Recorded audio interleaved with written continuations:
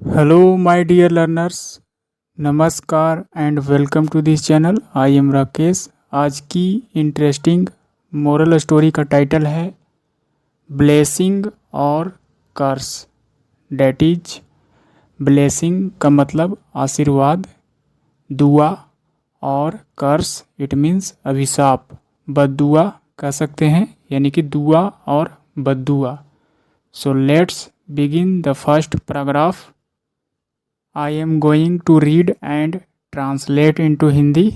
Once a great saint, that is Sant, once एक समय की बात है, एक महान संत, with his 7 disciples, उनके साथ में 7 शिष्य शामिल थे। Once a great saint, that is संत, यानी कि एक समय की बात है, एक महान संत जिनके साथ 7 शिष्य थे। डिसाइपल इट मीन्स शिष्य, चेला कह सकते हैं। विजिटेड अ विलेज, यानी कि वे 7 शिष्यों के साथ कहाँ विजिट किए, कहाँ दौरा किए, भ्रमण किए, एक गांव को भ्रमण किए। The denizens of that village कहा जा रहा है। डेनिजेंस इट मीन्स रेसिडेंस, निवासी, वहाँ के निवासी, यानी कि उस गांव के निवासी जो है। डैट विलेज इट मीन्स उस गांव के निवासी। गेव, गिव का सेकंड फॉर्म गेव, दिया। अ वार्म वेलकम, एक जोरदार स्वागत। विद प्रोफाउंड रेस्पेक्ट, गहरी सम्मान के साथ उन्होंने, यानी कि गांव के निवासियों ने क्या किया, जोरदार स्वागत किया। एंड और द विलेजर्स टूक ग्रेट केयर ऑफ देम, और इस तरह से गांव वाले जो हैं से बहुत ही देखभाल किए उनकी, यानी कि अच्छा से देखभाल किया, ऐसा कह सकते हैं। टेक केयर का मतलब देखभाल करना, यानी कि गांव वालों ने उन सभी को अच्छे से देखभाल किया। आफ्टर अ फ्यू डेज, कुछ दिनों के बाद। When the saint, that is संत, वाज डिपार्टिंग, ही सैड, कहा जा रहा है कि आफ्टर अ फ्यू डेज, कुछ दिनों के बाद, जब संत जो है से वहाँ से उस गांव को छोड़कर जा रहे थे। डिपार्टिंग का मतलब वहाँ से रवाना होना, वापस। और उस वक्त, यानी कि संत जो है से जा रहे थे उस वक्त, ही सेड, उन्होंने कहा, I wish your village would destroy soon.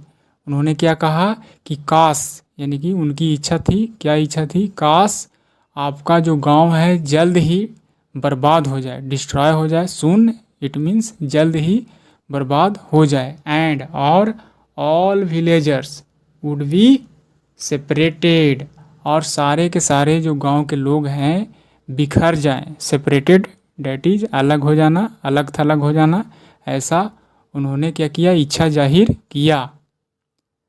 This statement made all the disciples astonished, इस तरह की कथन को सुनकर क्या कर दिया सभी को, यानी कि all the disciples it means सभी शिष्य जो उनके साथ थे, वह सभी के सभी क्या हो गए, अचंभित हो गए। एस्टोनिस्ड का मतलब चकित कर देना, चकित कर देना, यानी कि चौकन्ना कर देना, अचंभित कर देना।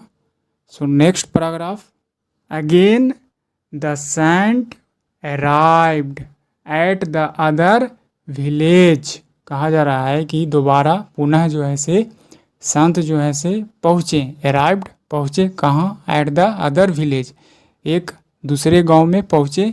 वेयर, जहाँ they had been disgustingly behaved by the villagers, कहा जा रहा है कि दूसरे गांव में पहुँचे जहाँ, where they had been disgustingly behaved by the villager, जहाँ उन लोगों को किया गया था अरुचिपूर्ण तरीके से व्यवहार किया गया था बाय द विलेजर्स, यानी कि गांव के निवासियों के द्वारा, वहाँ के निवासियों के द्वारा उन लोगों का स्वागत किस तरह से किया गया? अरुचिपूर्ण तरीके से, अच्छे मन से स्वागत नहीं किया गया। यहाँ पर हैड बीन, इनके बाद वर्ब का थर्ड फॉर्म का इस्तेमाल किया गया है, पास्ट परफेक्ट का पैसिव स्ट्रक्चर है। देन, तभी, द सेंट सेड, संत ने कहा, मे your village flourish and all people live together for ever. कहा जा रहा है कि तभी संत ने क्या कहा? मे योर विलेज, यानी कि भगवान करे कि आपका गांव जो है से फले फूले, फ्लोरिश, फलना फूलना कह सकते हैं, एंड ऑल पीपल, सभी के सभी लोग जिए, टुगेदर, एक साथ, फॉर एवर, हमेशा के लिए, हमेशा जो है से जिंदा रहें, जिए, ऐसा संत ने कहा, जो कि वहाँ के लोग अच्छे से बिहेव नहीं किए थे उन लोगों के साथ, यानी कि संत और शिष्यों के साथ अच्छा से बर्ताव नहीं किया गया। फिर भी संत ने कहा कि आपका, भगवान करे कि आपका गांव जो है से फले फूले और आप सभी लोग एक साथ हमेशा के लिए जिए।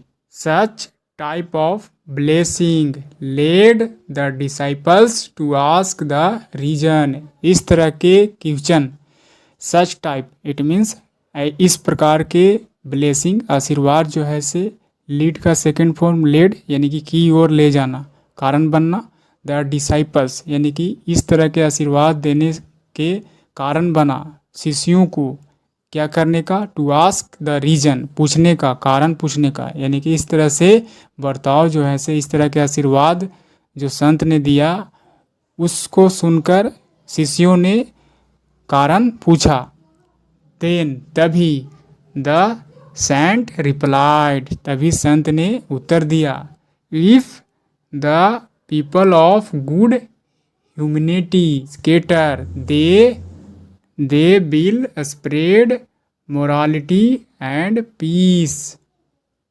The people of good humanity scatter, scatter का मतलब बिखरना, यानी कि बिखर जाते हैं, वे लोग, विल स्प्रेड मोरालिटी, यानी कि अच्छे लोगों को बिखरने के लिए क्यों कहा गया? क्योंकि वे लोग क्या करेंगे? फैलाएंगे मोरालिटी, सदाचार, अच्छा बिहेवियर को, एंड पीस, शांति को, बट इविल पीपल, लेकिन बुरे जो लोग होंगे, शुड नॉट बी स्केटरेड, यानी कि बुरे लोगों को क्या किया जाएगा? फैलाया नहीं जाएगा, in all over the world, यानी कि पूरे संसार में बुरे लोगों को फैलाया नहीं जाएगा, यानी कि अलग अलग नहीं किया जाएगा। अदरवाइज, अन्यथा, दे विल स्प्रेड ओनली इविल, अन्यथा क्या होगा? वे लोग क्या करेंगे? फैलाएंगे केवल बुराई, यानी कि अच्छे लोगों को अलग थलग किया जा सकता है, क्योंकि वे लोग क्या करेंगे? सदाचार को, शांति को फैलाएंगे। ठीक दूसरी ओर, अगर इविल पीपल, डेट इज, बुरे लोग को अलग इसलिए नहीं किया जाएगा क्योंकि अदरवाइज क्या होंगे? दे विल स्प्रेड, वे लोग फैलाएंगे बुराई। इस तरह से कहने का मतलब है कि बुरे लोगों को एक ही जगह रहने की आशीर्वाद दिया गया, क्योंकि यदि वह फैल जाएंगे सभी संसार में फैलेंगे तो वह बुराई को फैलाएंगे, जबकि अच्छे लोग यदि अलग थलग रहेंगे तो संसार में अच्छाई को फैलाएंगे। So this is the paragraph I finished. And what is the moral of this story? Moral, good people efface evil. कहा जा रहा है कि अच्छे लोग क्या करते हैं? मिटा देते हैं इविल, इट मीन्स बुराई को ख़त्म कर देते हैं। इफेस का मतलब मिटा देना, ख़त्म कर देना। गुड पीपल, इट मीन्स अच्छे लोग, इफेस यानी कि मिटा देते हैं इविल, बुराई को। सो दिस इज़ द स्टेटमेंट।